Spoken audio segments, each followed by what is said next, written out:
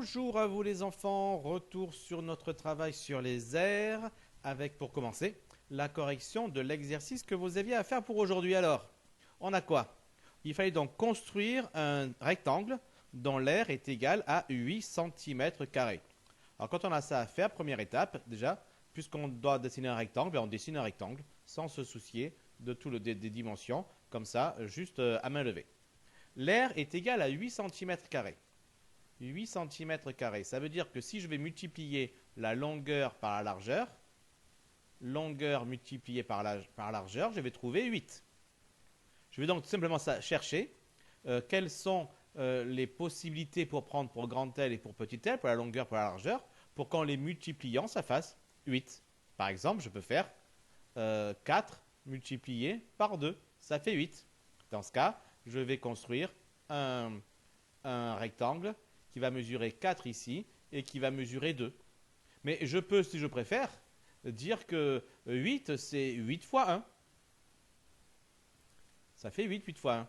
Donc si je veux, je peux dire que je vais faire un grand rectangle comme ceci, avec 8 ici et 1 là. Mais c'est aussi, si j'ai envie, mettre sur le côté, parce que je n'aurai pas de place sinon, 16 multiplié par 0,5. Ça fait 8 ça aussi. Donc si je veux, je peux faire un triangle très fin comme ceci, qui va mesurer 16 ici et 0,5 là. C'est-à-dire 0,5 cm, c'est-à-dire un carreau. D'accord? Tout ça en centimètres évidemment. Puisque mes 8 c'est des 8 cm², eh bien évidemment, c'est que mes longueurs elles-mêmes sont en centimètres. D'accord? Ben voilà. Donc en fait, j'ai plein de possibilités. Tout ce qu'il faut, c'est qu'en multipliant les deux, j'obtienne bien 8. Deuxième question, un carré. Donc je vais dessiner un carré. D'accord, un carré dont le périmètre est égal à 12 cm. C'est quoi la formule du périmètre d'un carré? C'est 4 fois le côté égale 12. Alors, qu'est-ce que je dois prendre pour que 4 fois le côté fasse 12? Si je prends un côté égal à 2, est-ce que 4 fois 2, ça va faire 12? Ben non. Il faut que je cherche. 4 fois 4? Non, ça ne marche pas. 4 fois 8? Non, ça ne marche pas. 4 fois 3, évidemment. 4 fois 3, ça fait 12. Donc ça veut dire que là, je vais tout simplement faire un carré dont le côté va mesurer 3 cm. 3 cm pour tous les côtés, parce que c'est un carré. Donc tous les côtés mesurent pareil, évidemment. Et là, je n'ai pas le choix. Autant pour l'air, pour avoir 8, j'avais le choix entre plusieurs possibilités. Celui-ci, le 4 x 2, celui-ci, le 8 x 1, celui-ci, le 16 x 0,5, puis encore plein d'autres possibilités. Autant là, je n'ai pas le choix. La seule possibilité que j'ai, c'est 4 x 3 égale 12. C'est un côté qui mesure 3 cm pour faire un carré dont le périmètre est égal à 12 cm. Voilà pour la correction du 19. On continue donc avec le 23. Vous devez calculer l'aire de chaque triangle. Évidemment, les triangles ne sont pas dessinés en vraie grandeur, donc vous ne pouvez pas vous contenter d'essayer de mettre par-dessus une feuille quadrillée et d'essayer de compter.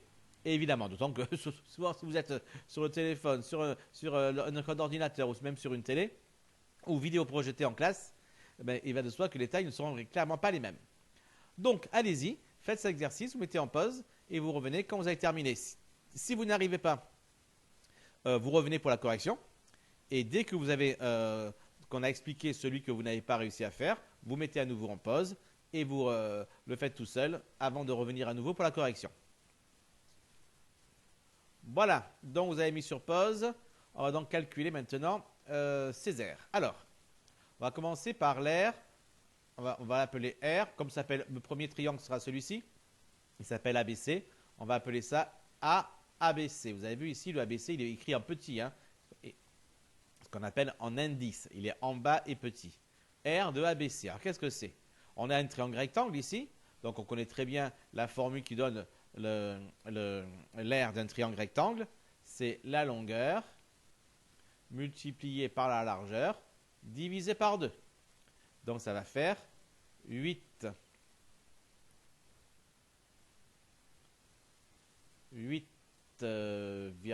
d'abord, multiplié par 3,9 divisé par 2. D'accord? J'ai mis ici divisé par 2 en fraction, j'aurais pu mettre en division, si ça aurait été pareil. D'accord? Je trouve combien? Ma calculatrice est déjà ouverte. C'était pour un autre... 1,5 moins 1, je sais pas.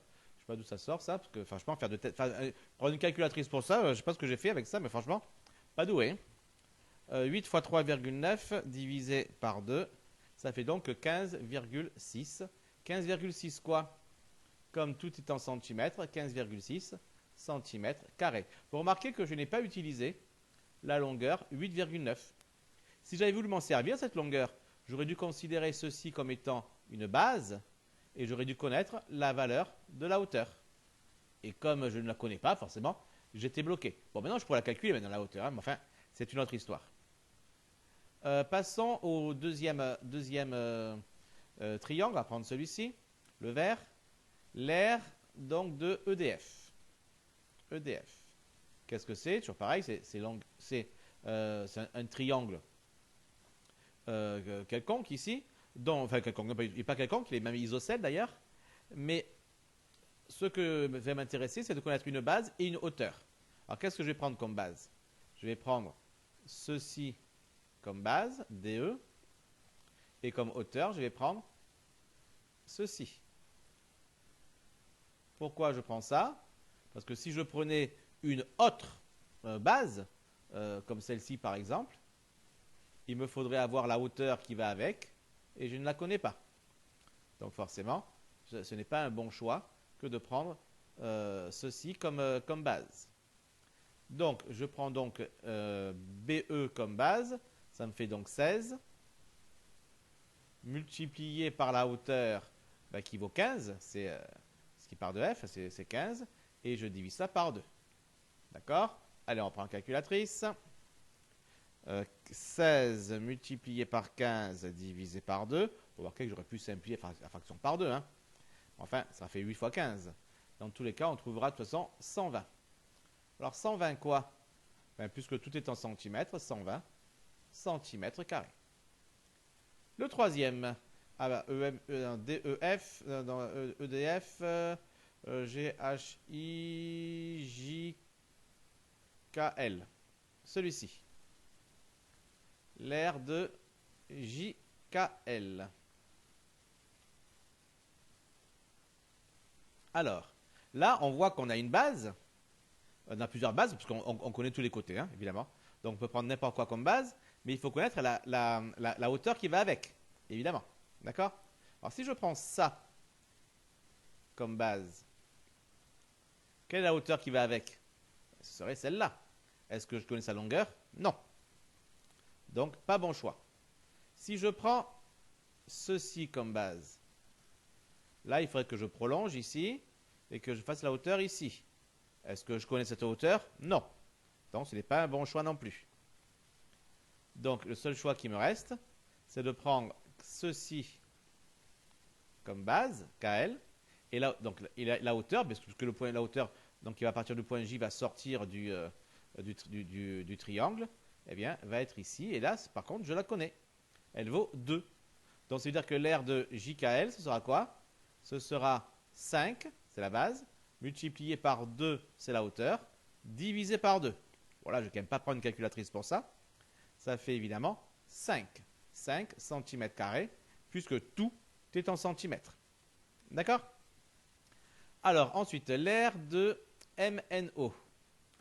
Voilà, MNO. Alors, ce qui n'est pas bien dans cet exercice, vous avez vu ici, ils ont utilisé la lettre M, alors qu'après, on la réutilise ici. C'est pas terrible. On a fait exprès d'avoir des lettres différentes. C'est pas pour rien. Ça serait mieux d'appeler ce point différemment. Une lettre qui n'est pas utilisée, Z par exemple. Mais, pas grave. On laisse passer ces petites erreurs, parce qu'on est gentil. MNO. Voilà, comme ça, on laissera passer le fait que mon O était tout moche. MNO. Alors, qu'est-ce que c'est? Toujours pareil, il faut chercher une base qu'on connaît et une hauteur qu'on connaît. Alors, quelle est la hauteur que je connais? Il n'y en a qu'une, c'est celle-là. Donc la base qu'il va falloir prendre sera évidemment celle-ci. Est-ce que je la connais, cette base? Ben oui, évidemment. Elle vaut combien? Eh bien, elle vaut 6,3. Les 2 cm qui sont là, plus les 4,3 qui sont là. Même le noter en détail. Hein. 2 plus 4,3. Tout ça multiplié par la hauteur qui vaut 5,2 et divisé par 2. Ce qui me fait donc 6,3 fois 5,2 divisé par 2.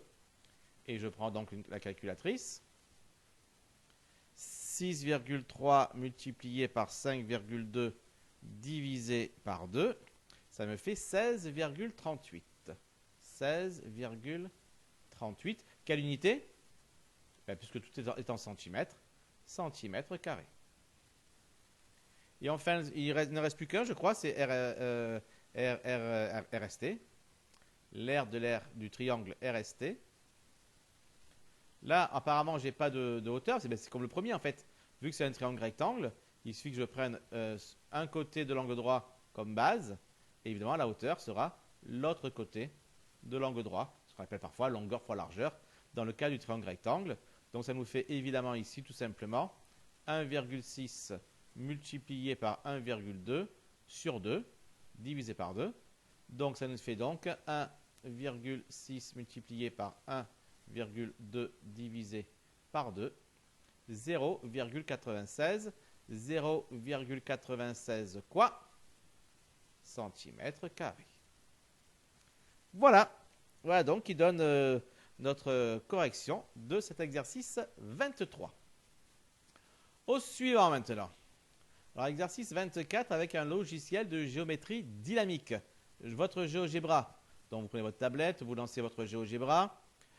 Ou sur un ordinateur, vous l'avez installé. En tout cas, vous vous débrouillez pour avoir votre GeoGebra. Et sinon, vous le travaillerez plus tard, tranquillement, lorsque vous aurez votre GeoGebra. Alors, que faut-il faire? Déjà, moi, je vais ouvrir mon GeoGebra, puisque j'avais mis ici déjà l'énoncé. Alors, trace un segment AB, place un point D sur la droite parallèle au segment AD, passant par D. OK.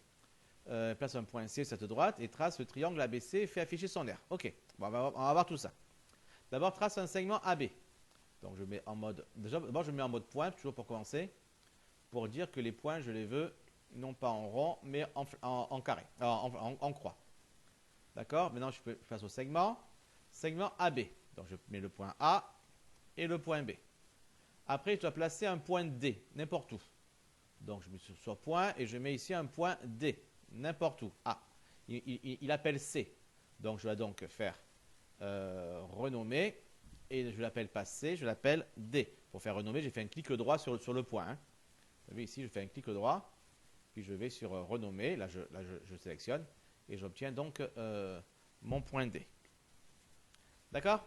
Ensuite, trace la droite parallèle au segment AB.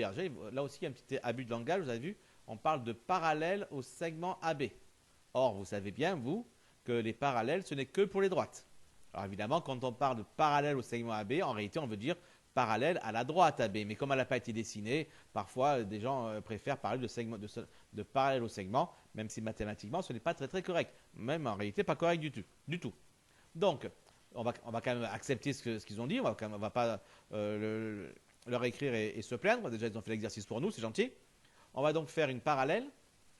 Parallèle. Elle doit passer par D et doit être parallèle à C. Alors, j'ai fait perpendiculaire, effectivement, perpendiculaire. Vous avez vu, il m'a fait tout ça perpendiculaire. Alors ici, j'ai la petite flèche pour revenir en arrière. Hop là, je reviens en arrière. Je me mets à parallèle, ce coup-ci, je ne me trompe pas, passant par D et parallèle donc à AB. Et voilà, parallèle est faite.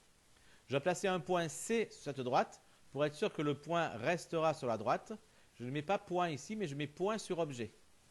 Et quand je vais mettre le point C ici, je vais bien cliquer sur la droite. Il va comprendre que je veux que le point C reste sur la droite. Et là, il ne bougera plus. Regardez, si je fais un point quelconque, je vais faire un point en plus, hein, un point E ici. Si après je me mets en mode déplacer, je vais sur le point E, je peux le déplacer comme je veux. D'accord? Je mets où je veux. Je reviens en arrière, comme ça j'efface ce point E. Et regardez, si je fais la même chose pour le point C maintenant, vu que le point C, j'ai dit qu'il devait appartenir impérativement à cette droite-là, cette parallèle, et regardez, si je bouge, il bouge comme je veux, mais il reste sur la droite. Il ne peut pas sortir de la droite parce que j'ai dit que c'était un point sur la droite, donc il est lié à la droite. Je peux le faire bouger autant que je veux sur la droite, mais il ne sortira pas de la droite. D'accord? Bien. Donc, on va donc placer un point C. Trace le triangle ABC. Pour ça, je vais on va faire quoi pour tracer le triangle ABC? Pour polygone. Polygone A, B, C. Et je reviens sur A. Voilà, donc il va faire le triangle ABC. D'accord, il est tout joli. Et affiche son R. Alors affiche son R, ça va être dans les mesures, j'imagine. Non, c'est pas ici. Ici, R. Voilà, dans la partie ici, il y avait R. Donc j'appuie sur R. Et si je sélectionne le triangle, hop, il me donne l'aire de ABC, c'est 43,19. Alors 43,19 quoi? Ben, si toutes les longueurs que j'ai données là sont en centimètres, c'est 43,19 cm carrés. En réalité, c'est 43,19 unités d'air. Parce que ici, forcément, il n'y a pas trop de sens. Parce que, toujours pareil, si vous voyez ça sur un téléphone ou sur un écran géant, l'air n'est pas la même. Donc c'est 43,19 unités d'air qui correspond à ce qu'il y a sur ce logiciel. Après, on demande de bouger le point C sur la droite. De bouger le point C sur la droite. Ah, je vais mettre en déplacé d'abord. Voilà, je vais m'en déplacer. Le point C sur la droite. Et regardez, je bouge le point C sur la droite. Et qu'arrive-t-il à l'aire de ABC? Elle ne change pas le moins du monde. Regardez, ça ne change pas. Ça reste 43,19. Allez, faites-le. Si vous avez votre GeoGebra de Douvert, faites-le. Alors, pourquoi ça ne change pas? Pourquoi ce 49,19? Eh bien, il reste ce 43,19. Pourquoi est-ce qu'il reste 43,19 quand je bouge le point C? Pourquoi il ne change pas? Vous savez pourquoi? Réfléchissez un peu à pourquoi. Et on vous donne la réponse dès que vous remettrez la vidéo en lecture, en fait.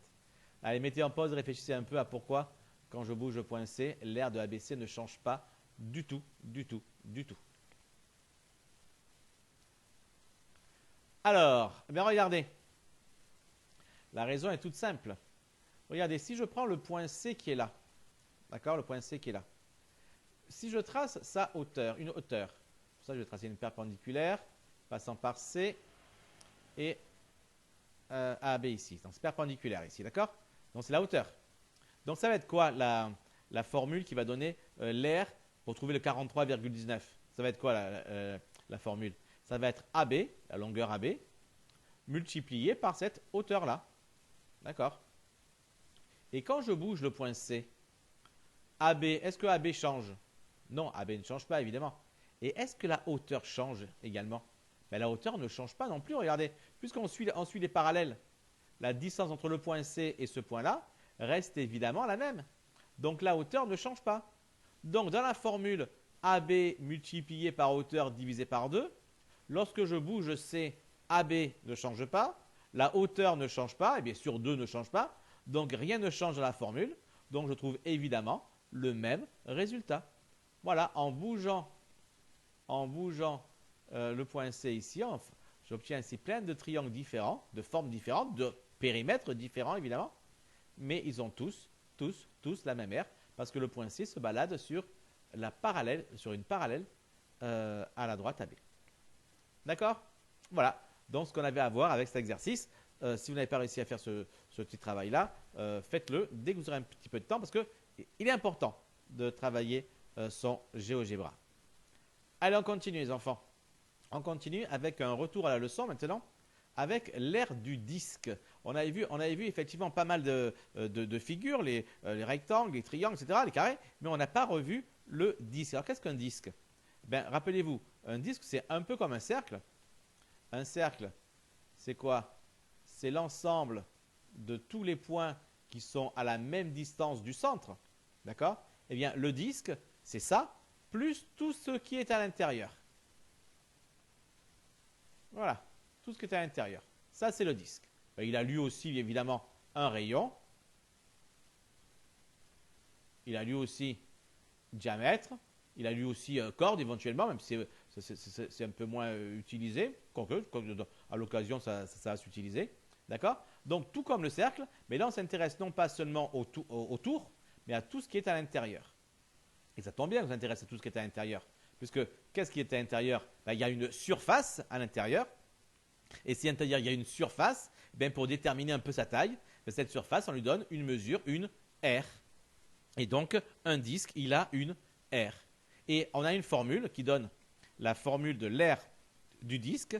c'est pi fois rayon fois rayon. L'aire du disque, c'est pi, le même pi qu'on avait trouvé quand on a travaillé le périmètre du cercle, le même pi multiplié par le rayon et multiplié à nouveau par le rayon, eh bien, ça donne l'aire du disque. Une formule qu'on écrit en général de manière un peu plus simple, sous la forme pi fois r fois r. Alors rappelez-vous, pi, c'est un nombre un peu compliqué, et on prend souvent une valeur approchée, pi à peu près égale à 3,14. 3,14 pour pi. Évidemment, on peut aussi prendre une valeur plus précise, surtout si on utilise la calculatrice. D'accord? Donc dessinez ceci, dessinez un disque de rayon R, et écrivez bien la formule de l'aire du disque. Alors, premier exercice.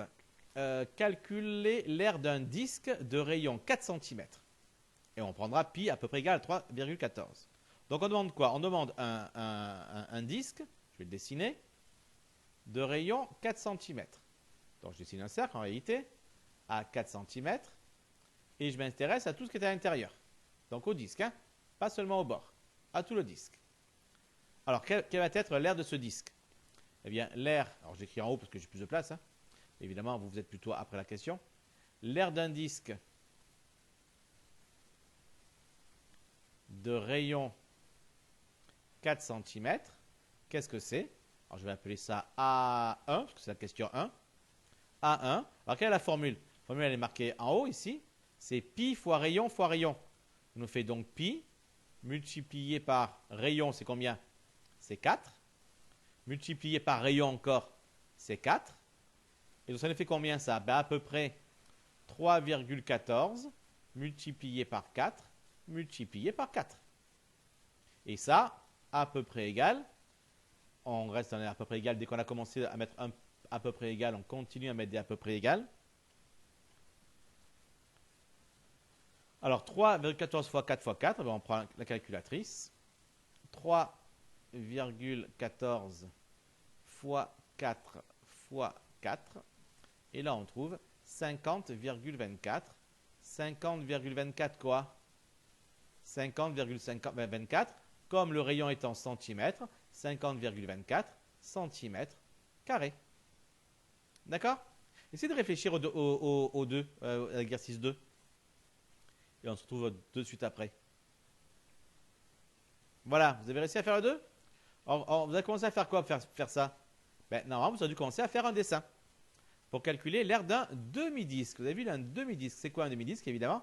C'est comme un disque, sauf qu'on en prend évidemment que la moitié. Voilà. De diamètre 3 cm. Donc ça veut dire qu'entre là et là, par exemple, il y a 3 cm. Ça ressemble un petit peu à un rapporteur. Enfin, même si un rapporteur, il a souvent des trucs en plus en dessous, mais là, globalement, ça ressemble un peu à ça.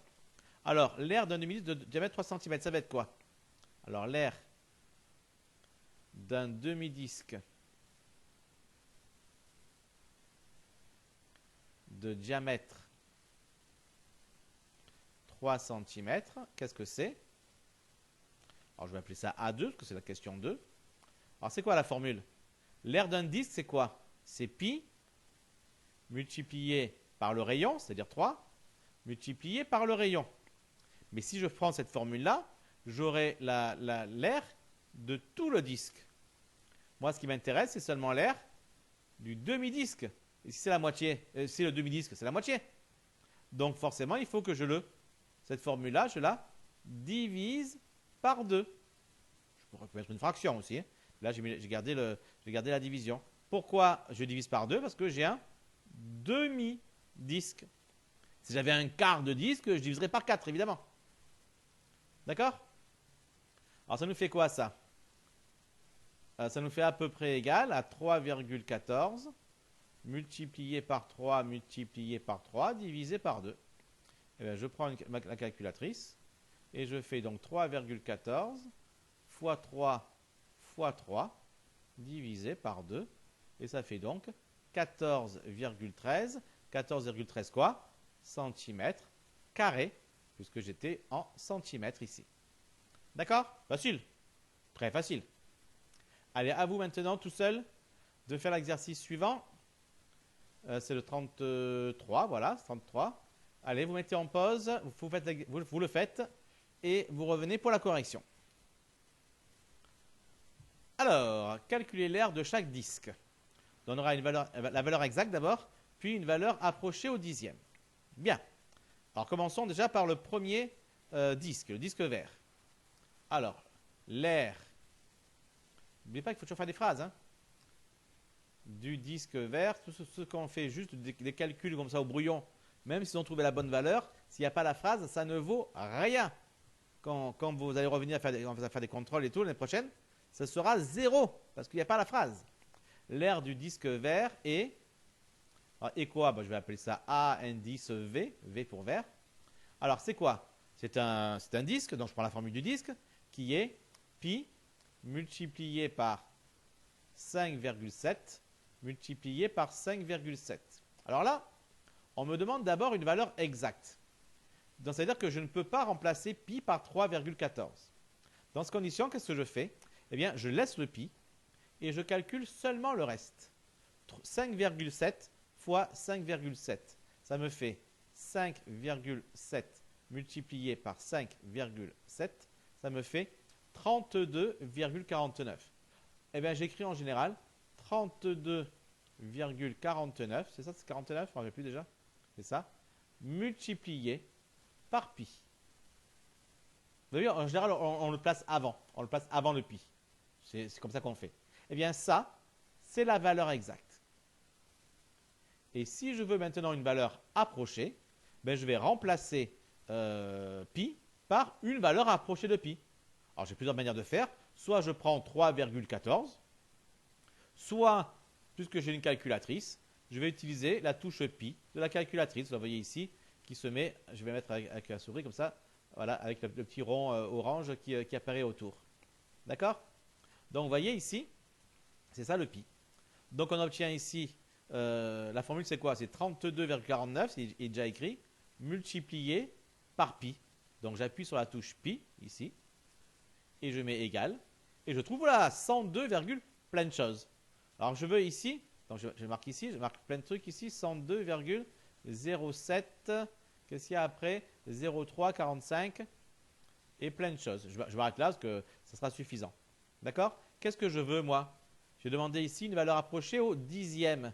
Le dixième c'est quoi? C'est un chiffre après la virgule. Donc je veux m'arrêter ici. Après ce 0. Donc là évidemment, si je fais une valeur approchée par défaut, ça va me faire 102,0. Et si je veux une valeur approchée par excès, ça va me faire 102,1. Qu'est-ce que vous prenez? Vous prenez ce que vous voulez. Parce qu'on vous demande juste une valeur approchée. Vous prenez 62,0. N'oubliez pas que le 0, on le laisse. Parce que bien que ce soit une valeur, un 0 inutile, là, en valeur approchée, il est utile car il explique qu'on est allé jusqu'au dixième. On avait fait ça dans une vidéo il y a quelques temps déjà. D'accord?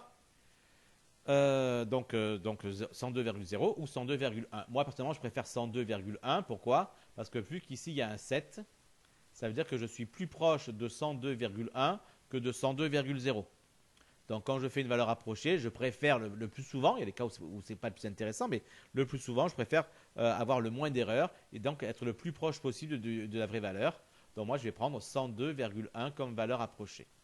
Donc, ça me fait donc AV, l'aire verte, l'aire du disque vert, à peu près égal à 102,1.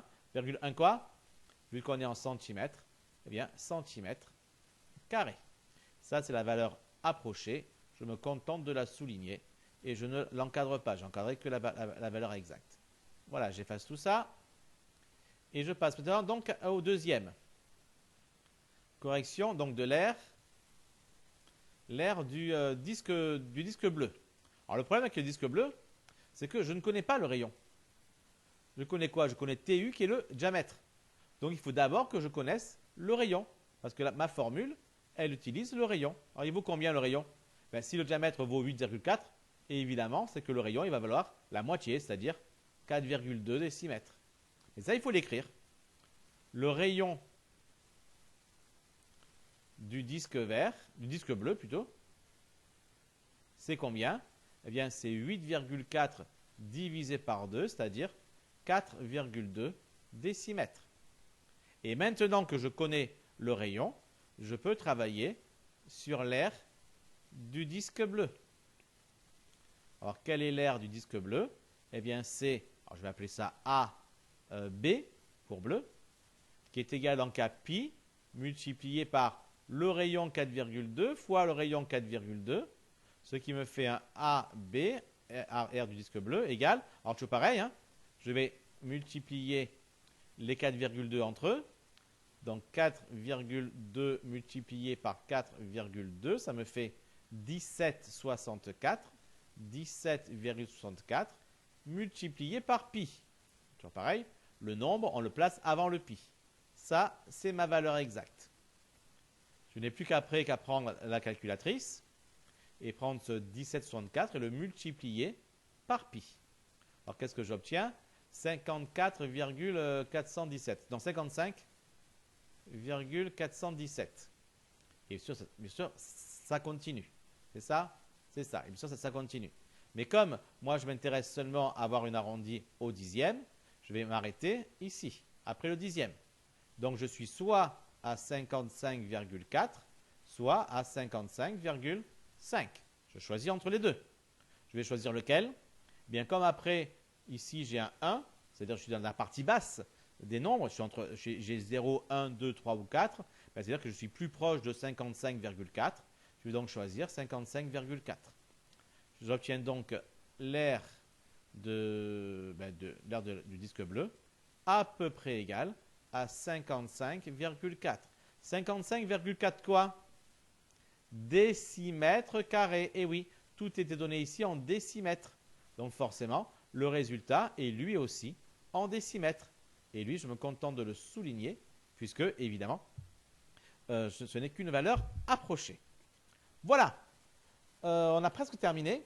Il ne reste plus qu'à vous montrer l'exercice 35 que vous allez faire pour la prochaine fois. Calculer l'aire de chaque disque, c'est exactement la même chose que ce qu'on a fait jusqu'à présent, sauf qu'ils ne sont pas dessinés tout simplement. Donc, il y en a deux où on connaît les rayons, il y en a deux où on connaît le diamètre. Et à chaque fois, il faut trouver la valeur exacte, puis une valeur approchée au dixième. Voilà les enfants, faites cet exercice-là, travaillez bien en attendant, révisez bien votre leçon, apprenez-la, et faites cet exercice pour la prochaine fois. Allez, bonne journée à tous, et à très très bientôt. Ciao, ciao!